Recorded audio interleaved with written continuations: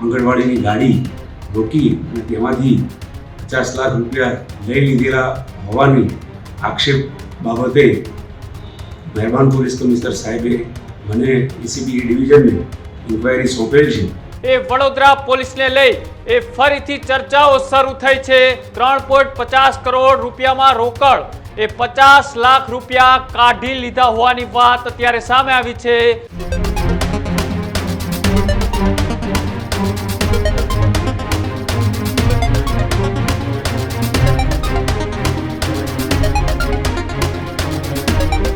સમાચાર વડોદરાથી સામે આવી રહ્યા છે કે જ્યાં એ વડોદરા પોલીસ ફરીથી ક્યાંક ને ક્યાંક વિવાદોમાં આવી હોય તે રીતનો આ સમાચાર અત્યારે સામે આવી રહ્યા છે।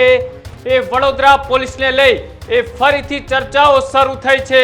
આ વડોદરાની પોલીસે મોટા પ્રમાણની અંદર એ જ્યારે વડોદરાની છાણી પોલીસ એ તોડ કર્યા હોવાની પણ અત્યારે ચર્ચાઓ સામે આવી રહી છે।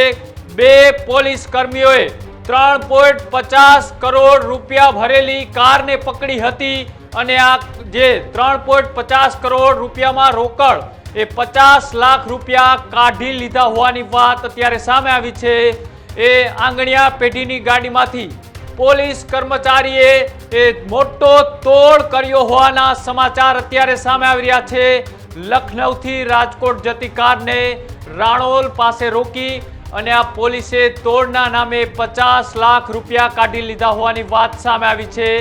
પીઆઈને જાણ થતાં બંને પોલીસ કર્મીએ મારી રૂપિયા પરત કરાવ્યા હોવાની પણ વાત સામે આવી રહી છે। બંને પોલીસ કર્મીઓએ મંદિરમાં લઈ જઈ મારી રૂપિયા રિકવર કર્યા હોવાની વાત મળી રહી છે।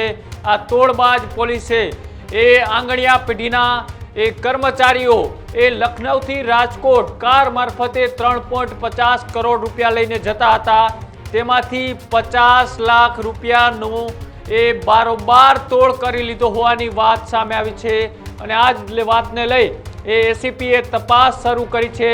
તપાસ શરૂ કરતા આ મામલે શું ખુલાસો થયો છે આવો તે પણ જાણીએ।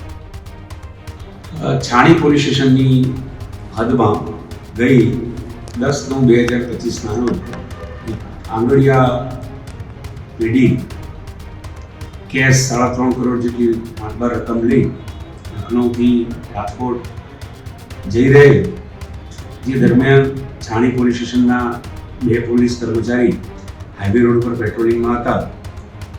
એ હેડ કોન્સ્ટેબલ રમેશભાઈ મોરવાડિયા તથા એલઆરડી શ્રવણસિંહ વાઘેલા નાઓએ આ આંગણવાડીની ગાડી રોકી અને તેમાંથી 50 લાખ રૂપિયા લઈ લીધેલા હોવાની આક્ષેપ બાબતે મહેરબાન પોલીસ કમિશનર સાહેબે મને એસીબી ડિવિઝનને ઇન્ક્વાયરી સોંપેલ છે અને આ ઇન્ક્વાયરીની તથ્યતા તપાસવાય ત્યાં સુધી આ બંને કર્મચારીઓને છાણીથી હેડક્વાર્ટર ખાતે તાત્કાલિક બદલી કરવામાં આવેલ છે અને તેઓને છાણીથી હેડક્વાર્ટર મૂકી પણ દેવામાં આવેલ છે અને હાલ આ આક્ષેપો પર ઇન્ક્વાયરી તપાસ ચાલુ છે।